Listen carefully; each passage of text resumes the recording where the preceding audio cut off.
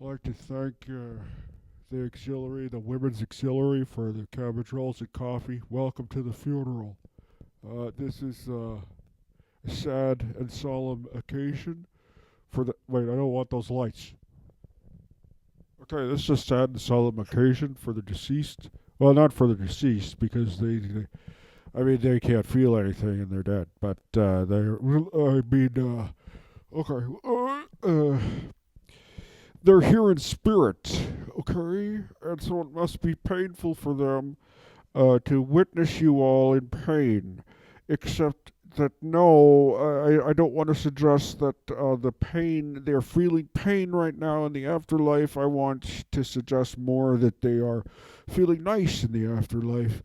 Like, orgasmic, where it's a real rush, but not in a sexual way. I'm just trying to think of like what it would feel like to rejoin the source, and that would probably be, a pretty good feeling thing. So I don't want you to feel that anyone is suffering in any way whatsoever. I mean, except for you all.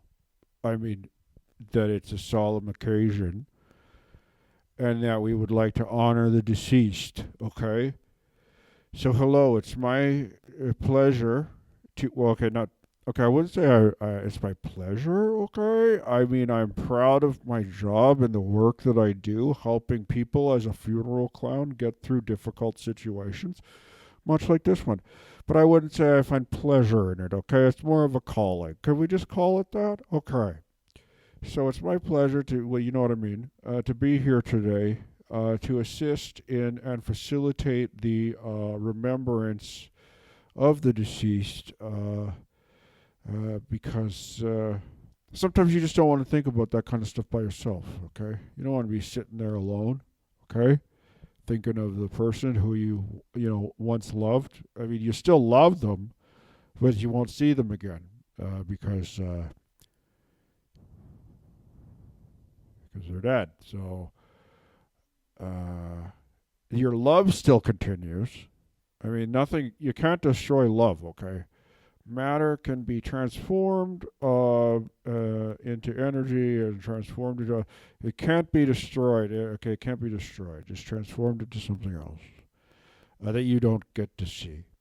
But that the other person, maybe you could feel it with your other six senses, okay? So I want you to all, let's take a deep breath and think, what is the person look like, okay? Hold a picture of the deceased in your mind, okay? What they smell like on a good day, except, like, for example, my father smelled of body odor occasionally, but there were also at those times where I fell asleep on his tummy when he was riding passenger in the truck as a small child. So I kind of don't mind that smell. So if you've got something that maybe traditionally isn't like the best smell, like body odor, maybe that's distinctive to the individual that is now no longer here, and you are using that smell to remember them by, and that's fine too. So look, okay, so taste, you're not going to taste them, except for those of you who maybe, okay, but okay. Uh, okay, star filleted. Okay. Uh, touch. We've all touched the deceased. I mean, I haven't. Well, I mean, okay. I gotta come clean. I did actually during the open casket reach in there and see how cold they were, and it's pretty chilly. Also, my thanks go out to the embalming team. They did a wonderful job making sure that the deceased looks natural and in repose, so to speak. Okay, in a better place spiritually and physically reflected by how peaceful they look as a body. Okay, touch, taste, smell, see, hear. See if you can remember what their voice heard sounded like, okay? Then there's the ESP1, ESPN2, okay? Those are the senses, the VH1, VH2, VHS, radio, ultraviolet, and infrared. Because sometimes you could just tell when someone walks into a building or into a room, mostly because you're probably on heavy SSRIs and the heat waves are just coming off them like a mother, so to speak. Does anyone have any stories they'd like to share of the deceased? Um,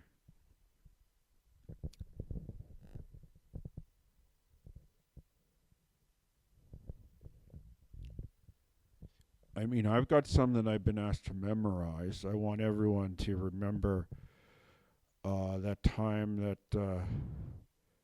they almost drowned at Jimmy Cousins' birthday party, 12th birthday party at the river, and you all were watching your neighbor across the street banging on the living room floor, and he had one of those like ceiling to floor windows in his living room, and the second individual was riding on top of him, and you all ran out into the street, except for the deceased, who watched respectfully from their living room window.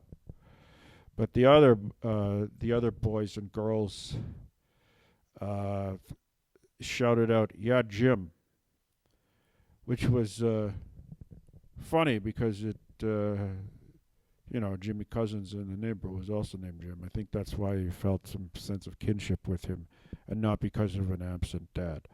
So anyway, uh, then the woman on top was horrified and covered her breasts, ran away, and Jim from the floor just gave a thumbs up like this, and all you could see was the hand and the thumb up. Anyways, I certainly hope that was his thumb. So later, you all went down to the river, Jimmy Cousins and the deceased and the rest of the birthday crew, and the deceased slipped on a log and got pinned. Okay, underneath the log, and everyone thought that they were messing around, having a joke, except it was real. The deceased was taken out of water, and was eventually pulled out by the kids once they figure out that his thrashing was for real, and we could cut that part out. Just in case you were filming this and wanted to remember it for the rest of your life. Okay.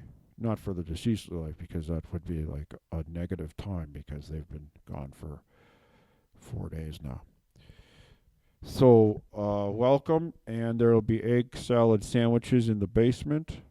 If anyone else has any stories to share of the beloved deceased, please come on up. In the meantime, remember there's McDonald's orange drink, egg sandwiches, and 100 dainties. I think they got it wrong with the recipe book that says 100 types of dainties, and they just made 100 dainties, which, there's obviously more than 100 of you here. So maybe go easy on the squares if you know that someone else really wants that marshmallow bar. Okay? So the dainties are sex in a pan, which I'm not sure was appropriate, again, at this juncture, but maybe it's what the deceased would have wanted. Rice Krispie Square, brown butter Rice Krispie Square, which is when you forget the butter, you just tell people it's brown butter, okay? Nanaimo bar, mint Nanaimo bar, and those are the 5 types of squares. There's also the cornflakes, the marshmallow dream bar, and the little cheesecakes, which isn't really a square. It's more like a tart, as evidenced by the tart shell and little tinfoil thing. Which, if you could keep those, I wouldn't mind, because my kid's doing some crafts this week. Some tinfoil crafts. Remember, tinfoil you can't destroy. You can only you can only be transformed, okay? Not destroyed. You can't destroy tinfoil. Or aluminum foil, as they say. Aluminium, from those of us across the pond, which is not me. But, so my best wishes to the deceased. Okay, may they rest in peace. And remember, if you ever need a funeral clown, come see me. I'll be at the back, okay, of the hall. Come on over and say hello. I won't be joining the procession. I mean, the at the door, and I won't be pallbearing at this juncture. Although, if any of you do want to bow out because it's too emotionally difficult to carry like they didn't burn them up, they full on. There's a casket. You don't see that very often nowadays. So take advantage of that. If you could put your hand on the casket, I would certainly like to give that one a good going to on my shoulders, as we can go and intern this beloved individual and return them to the soil from whence they came. From dirt we started, and from dirt we shall to dirt we shall return. To dirt. Dirt to dirt. Turkey to turkey. Dust to dust.